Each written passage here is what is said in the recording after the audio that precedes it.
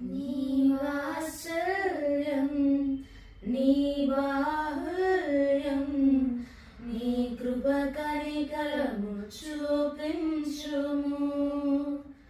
నీ వాత్సల్యం నీ బాహుల్యం నీ కృప కనికరము చూపించుము.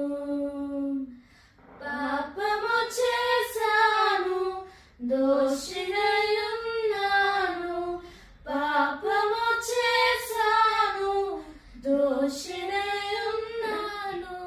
తెలిసి ఉన్నది నా అతిక్రమమే, తెలిసి ఉన్నది నా పాపములే.